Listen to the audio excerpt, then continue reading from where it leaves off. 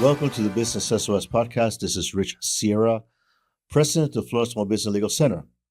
This is episode 140 of the Business SOS podcast. Thank you for supporting me for the last 2.5 years as we continue our quest to episode 200. We're getting closer little by little. Today, we're going to continue our conversation. Last week, we had our guest, Renata and Milton Lewinsky, and my co-host, my wife, Sharon Sierra.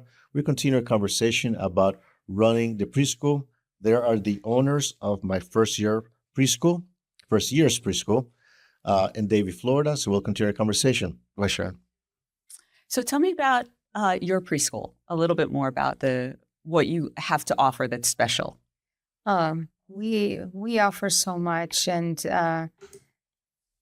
one of the things that it's our key offering is we teach 3-year-olds and older how to play chess. I wanted to ask you about that. We have an amazing program. It's Storytime Chess, and the method that they use, like when we heard about it, was how come 3-year-olds can play chess? The method they use is so smart. They get children really engaged and involved in it. Every piece has a character, and they start telling the story. For example, King Chomper, he likes to eat so much, and he loves pizza, and he puts food in his pockets, and because he's so heavy, he can only walk one step at a time. So kids start learning how to move the king. The king cannot go from this space to the last space. Like, it has to go one at a time. So it's very smart the way they do it. The queen, she's skinny. She can go all over. Yeah.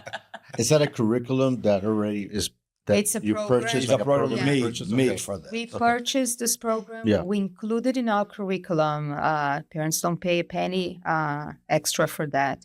And it's amazing because also every child gets a journal that we put their name, and they do activities after each lesson. They have activities that are related to that lesson. And then when the teacher closes the lesson on her computer, the parents receive an email. This is what your child learned today, and also giving them tips of things that they can do at home with the kids related to that lesson. And that's for the chess class? Yes. For the chess. Oh, Yeah. and who teaches that?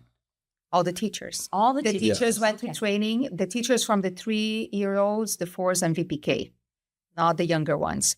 But the teachers, they went to training for that, and they teach the kids. And it's very important because they learn how to share, how to wait for one play and you. To take turns, yeah, they learn how to take turns. And the chess, it helps them in so many areas of development because it helps them with critical thinking, math skills, Counting. social skills like taking turns, and They need to start thinking out of the box. yeah. Like, it's really amazing what it does with the kids and how the kids learn and how they like it. Sure. And we also have extracurricular activities. So we offer soccer and ballet. Yes. So we have a coach. We hire these companies that they come to the school. So we host it there. The parents, they deal directly with the companies because these are extracurricular. But the soccer coach comes once a week. He takes the kids outside and he really practices and teaches them. And the ballet, they do presentations at the end of the year.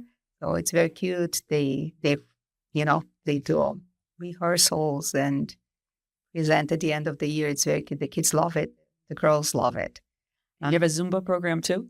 Yeah, the Zumba, the teachers are so energetic and the kids love the Zumba classes. They love it. I think one of the favorite classes. For I the think kids. it's one of the favorites. It's a lot of fun, and it's also always, everything is a learning opportunity also. So even like the Zumba, all these sports, it helps them with gross motor skills. So we believe a lot in that, yeah. So I saw on your website that it says that you believe in expanding children's comfort zones. What does that mean? Where did that come from? Because when they're, let's say, comfortable with something, they need a challenge. They need to be pushed. They're sponges, like we said. They're sponges. They can learn so much. So when they're already used to something that they're too comfortable, we always bring something new, something that changes, something that they can experiment new. So And kids tend to want to repeat things. So they ask the teachers always for the same stories, like they like. So of course we do a little bit of that because they love it, but the teachers also always bring something new. Okay, today we have a new story. Today we have a new activity, and always bringing something new. And sometimes they're not comfortable with that. And if you don't challenge, they get bored. Then you have a behavior. You have a behavioral problem. That's true. That's true. Behavior is communication. Yes. Yes. They're telling you something. Yes. A lot of times it's on board. Yes. Yes. So they need that. They need that push. They need to get out of their comfort zone to grow, like us, all of us. Like when we're out of our comfort zone, that's when we're growing. And the kids, it's the same thing with the kids. Like me today, for example. Exactly. I'm going to start circle time with you. Like me, for example, it's not my comfort zone to be in front of microphones and cameras, but yeah. How do you balance that learning and play? It needs a balance. It needs a balance. But even though there's a balance, there's always a learning intention. Everything is a learning opportunity. So even when they're lining up to go outside, so the teacher might say, okay, Johnny, you go first in line. And Lauren, you're going to be behind Johnny. So, and then they come to another girl and they say, okay, so Stephanie, you're going to be between Lauren and Johnny. So even when they think they're just lining up to go outside, they're learning something. They're learning front, behind, first, between, second, third. So there's always a learning opportunity. Or like they building with magnets a house or building. Yes. How many floors? Let's count which color is. Always you bring a question for they think and answer, not do. The teachers are always doing open-ended questions for the kids to expand their thinking.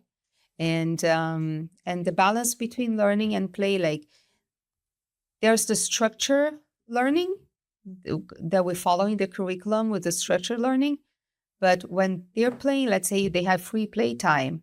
Let's say they're in the traumatic area in the classroom where they have the keychain, where the teachers sit with them and they're playing with them. So they're leading the activity because they're just playing. They don't think they're learning. So it's not totally free time for them. It's structured free time. It's free time, but the teacher is there asking them questions. So also what you're cooking, what are you cooking? You're cooking eggs? Okay, how many parts does the egg have? It has the whites and they have the yolks. How many colors? And how does it taste like? There's always questions about it. They don't realize they're playing. They're really playing. And they're learning at the same time. But they're learning at the same time, yeah. That's wonderful. And that also improves communication because there's always new words that teachers are bringing to them, especially when they're 2-year-olds. Like, there are always the open-ended questions. Sometimes they're thinking about something. Okay, so what are the parts? And they don't understand. Oh, this is a yolk. So they're always teaching them something new, and that improves communication. They're learning new words. Do you have a set curriculum that you use, or have you designed the curriculum? No, we have a set curriculum. We have Learning Beyond Paper. Okay. Yeah. And we incorporated the chess to the curriculum that we had. But what is Learning Beyond Paper? It's a set curriculum that you buy, like a lot of schools. You license it? Yes. Yeah. Okay. Yeah. Usually the big chains, schools, the franchises, they build their own curriculum. But The independent school but like the us. independent schools like us, we buy a set curriculum from a company that do the curriculum. And based on research, Learning Beyond Paper was an amazing curriculum. It's very hands-on. It's a STEM curriculum.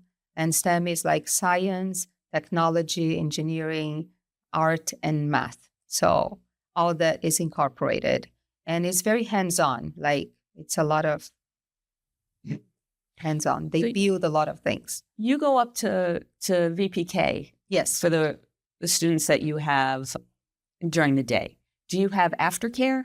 We do. And what age does that go up to? We do. So when they go to elementary school, I think all of our aftercare schools is either older kids that they move to elementary school and they have younger siblings with us. So we pick them up. We have our van and we pick them up from the elementary schools in the area. We bring them to school, and there's a teacher that helps them to do their homework and then play with them, do activities and games with them until the parents come and pick them up. So it's easier for parents that come pick up the little ones that are with us, so they pick up the older ones too. We give them snacks when they come from their school, and they love it. And other kids also that are in our preschool program are kids that, even if they don't have a younger sibling with us, they graduated from our school. They graduated our VPK, went to elementary school, and now they come to us for after school. Do you see a difference in, I know not every parent wants to put their child in pre-K so early. So do you see a difference between the ones that have come through you into the pre-K program and the ones that just came for pre-K and haven't had that experience previously? Big time. Huge difference. Huge difference. What kind of differences do you see? Children that come straight to VPK without ever being to school before, they don't have the social skills. They don't know how to share. They don't know how to play. And they have a lot of anxiety, separation with the mother or the father. I saw a lot of that Yes. post-COVID. yeah. I know. And also they're behind in terms of learning. Like I had a parent that I did a tour with a parent yesterday, and her son is 4 years old. And so she came to see the school to put him in VPK in August. And she asked me, but why do we need VPK? Why can't they just go to elementary school? When I went to elementary school, I was in kindergarten just drawing. We just started learning at first grade. And I told her it's not like that anymore. Oh. They're learning, at 1 year old, they're learning numbers. When they move to the 2-year-old classroom in my school, they know all the numbers. They know the shapes. They know the colors. They're sponges. So you're missing the years that their brain is developing, that they learn so easily. And not just that, because when they stay home, the screen time go exponential. Yes. And today we face this in the school. Kids who stay in screen time, video games, TV, No, they facing a lot of iPads. problems. Yes. They facing a Yeah. lot of problems. And we understand sometimes for the parents, they work the whole day, they want a little bit of peace. Give a tablet for the kids play for 2-3 hours, the parents rest, but the damage they doing for the kids. The damage. And when the kids are in the school, they don't have screen time. They play with kids, hands-on, developing motor skills. It's completely... When we started VPK this year, last year, this school year, we had a child that came to school and he didn't want to be there because all he wanted to do was screen time. And we would ask him, and his first days were hard for him. But what do you like to do? We wanted to bring something for him that he liked for the first days for him to feel comfortable. I only like screen. I don't like my tablet and my TV. No, So, and nowadays, if you see this child, he went a long way, and now he enjoys playing outside. He enjoys playing with other kids. He we don't- socializes. Socializes. He's a different child. so important. Yeah. Yeah. So important. So the more they stay home, the more screen they have, and it's a damage for their brains. To have an idea, by law now, you cannot give a screen for a child under 2 years old. Really?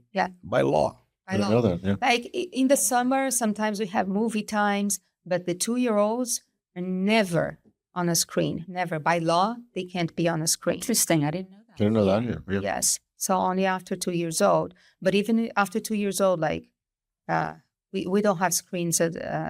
We have screens that we do like sometimes some chess lessons are on the big TV and things like that, only educational. But and in the summer some movie time. But we don't teach them with screen. VPK, yes, computers, because it's different also. It's learning. So how do you incorporate that technology into the VPK classroom?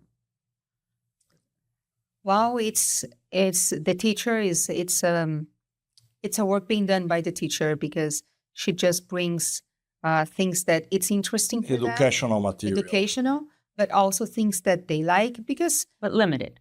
limited, very limited. It's just for them to have some contact with technology, because nowadays also at the same time, it's very challenging because at the same time the screen is really bad for them. It's part of their lives that they can't live without it. So Needs to be balanced. just for them to learn how to touch a mouse, how to, do a few things to be familiar with some technology, because they're going to need that when they go to real school. Yes. So, we just introduce them a little bit. Yeah, it's nothing crazy. It's just educational, introducing them to some technology. So how do you support students that have special needs when they come into you? Like if a parent says, I have my kids here and I have my 3-year-old and I have my 4-year-old, but my 4-year-old is he has some special needs. Can you accommodate that student? Yes, we are not specialized in special needs. Our teachers, they are trained for the typical child, the atypical, kids that have special needs. We don't have that extra training, but we try to accommodate everybody. What happens usually when they have special needs, usually most of the time, like 90% of the time, they come already with a plan for therapy, or a therapist that comes to the school and work with them. And so you can accommodate that. We can accommodate that. We have a room that a therapist comes, they take the child to that room and they work with them and then bring them back in the classroom. Usually Speech it's a therapy 15-minute. or behavior therapy. Speech therapy is very common, that we have therapists that come and take the children to that other room, do the speech therapy 50 minutes, sometimes 45 minutes, and bring them back in the classroom. And like we talked about before, like sometimes when they need RBT, which is the registered behavior technicians, like they come also, and those are mostly in the classroom with the child, like shadowing the child is most for behavior. But special needs, we accept therapists. We have a plan. You have a plan. That's great. That's great, because sometimes it's hard for a parent to find that, especially when they have more than one child and they want to balance it. Yeah, we are very honest with them from the beginning. We cannot give them the therapy or the one-on-one attention that sometimes the child needs one-on-one attention. If we have an autistic child that needs one-on-one attention, the teacher, she's attending every child, like, even though we have 2 teachers, like they can't have. So sometimes it's beneficial for the child that needs that a therapist come and stays with them, giving them that attention that they need. But we allow that to happen in our school. Not every school allows it, but we do allow it. So you have cameras in your classrooms, and the parents have access to the cameras? No. We have 2 cameras because we want to cover every single angle. But we realize if you give access to the parents, some parents cannot even work. They keep trying to watch and they look for a hair in an egg. Yeah. But let's say a child fell in the floor, get hurt. The parent wants to see if it's a fell or a teacher who... We have everything recorded. We show the parents. We have a policy in our center is open doors. The parents can come anytime and walk in. We have nothing to hide. It is doing very well. Yeah, it makes the parents feel comfortable. We do have an open door policy. It makes them feel comfortable. Really can walk at any time and pick at your child. Like, of course, a parent in the classroom would disrupt the classroom because the other kids get agitated with parents.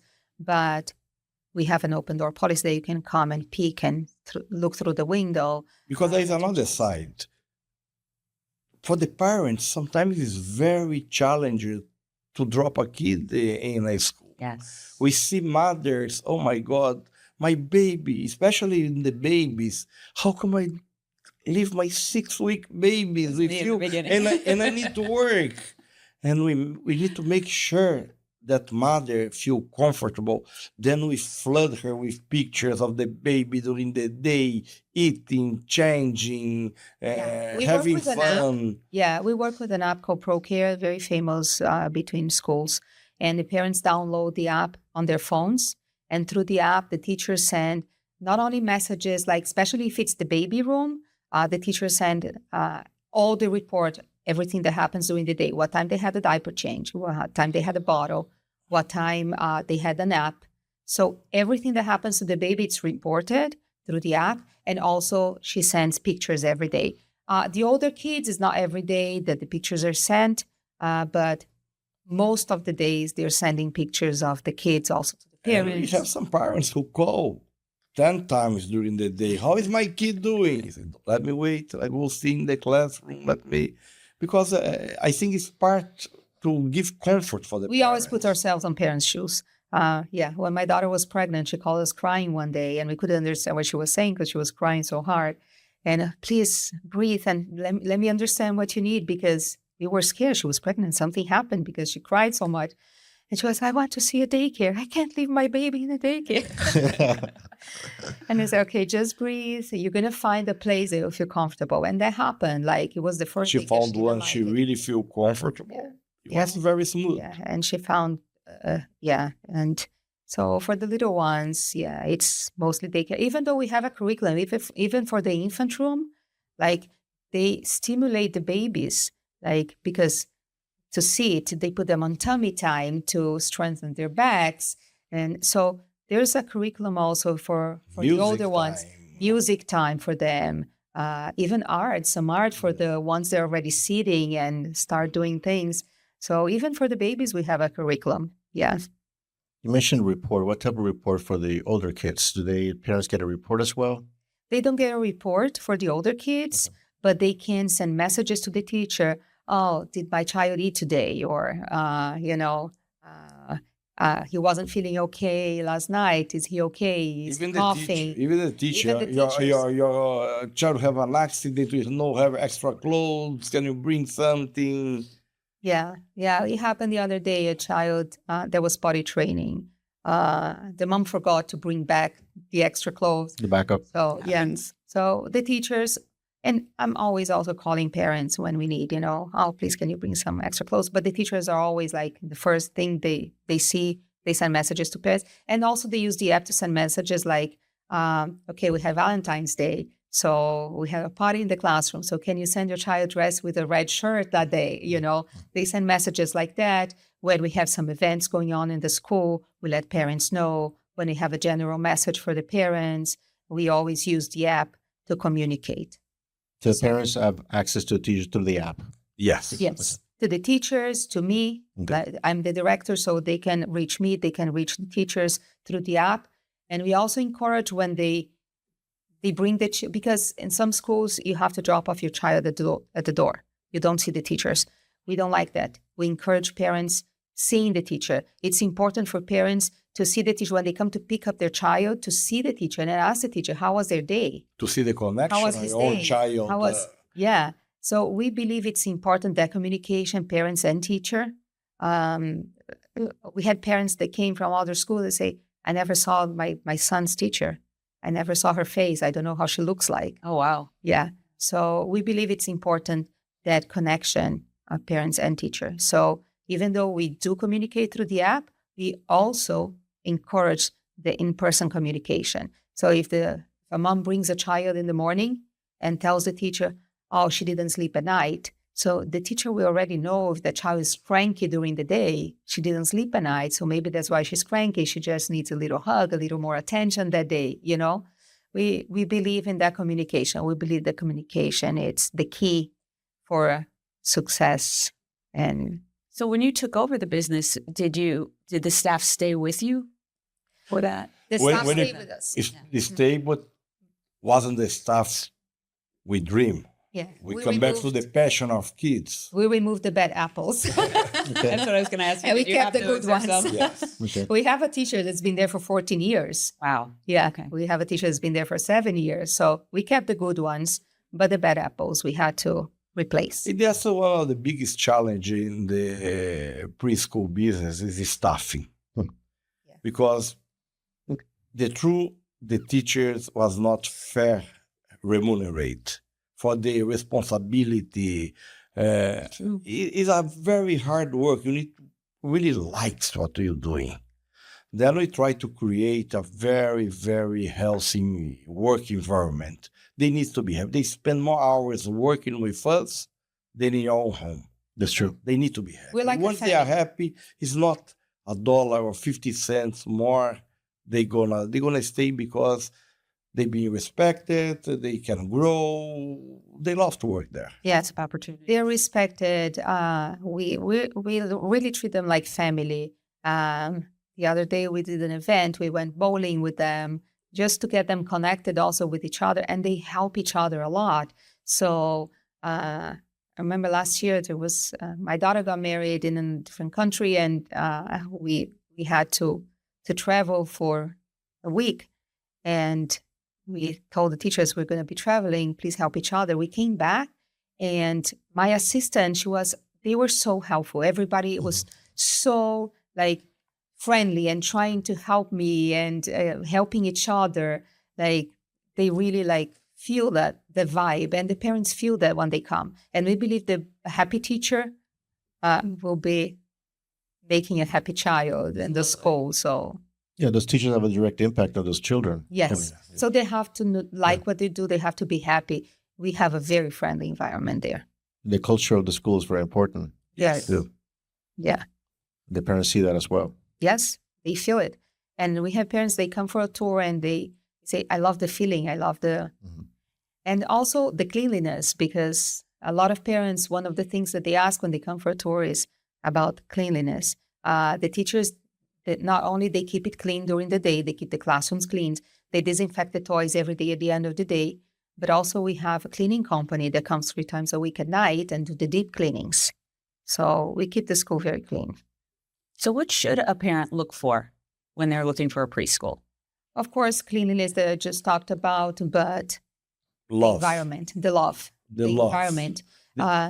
Feel how the teach react when you're walking a tour, how the teach is approaching to you, how the director, how the kids interact with the director. There is a connection. When you see, wherever you walk in the school, the kids are smiling, they come to the director, you feel.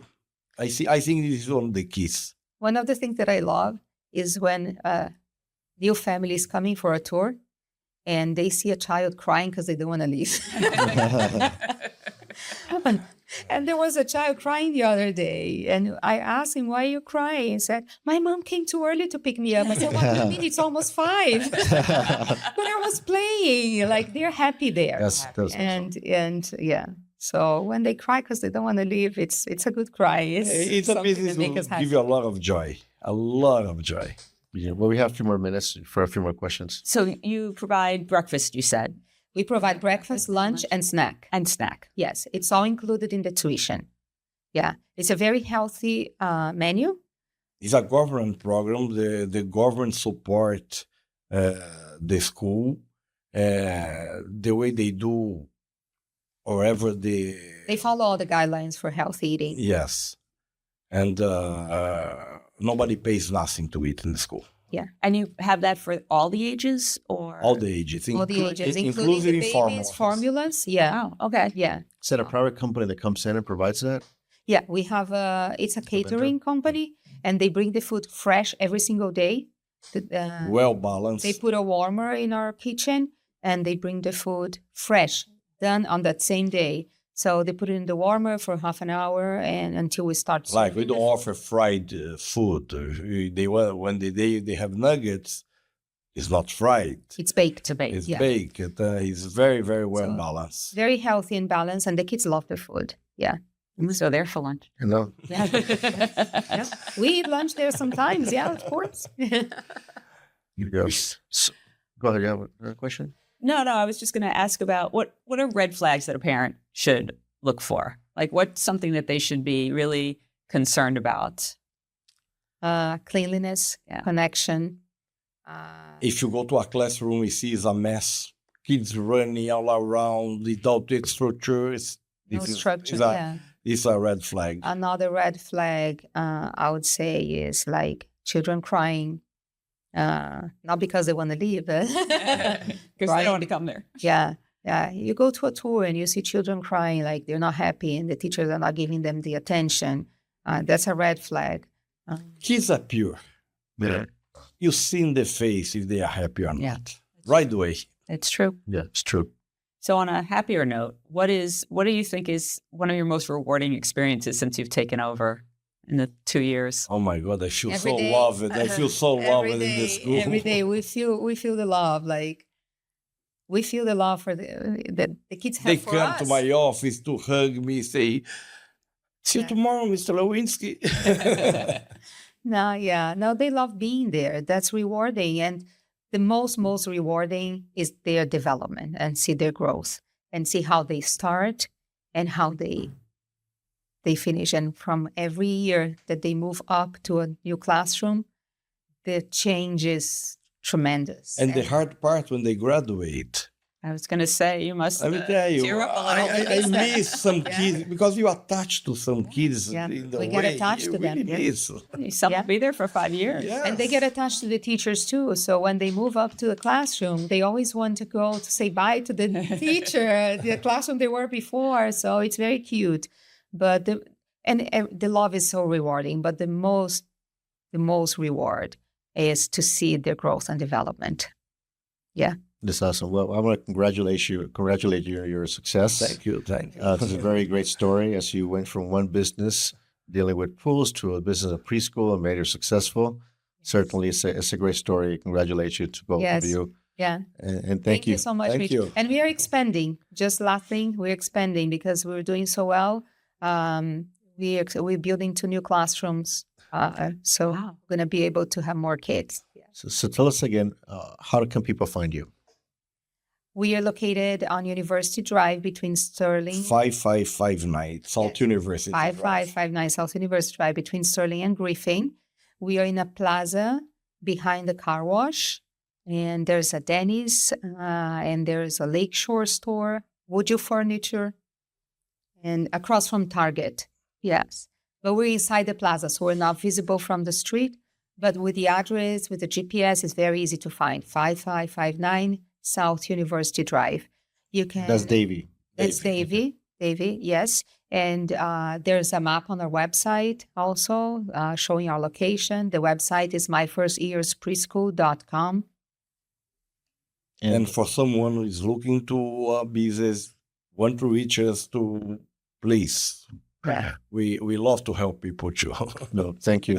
And the phone number is 954-252-7840.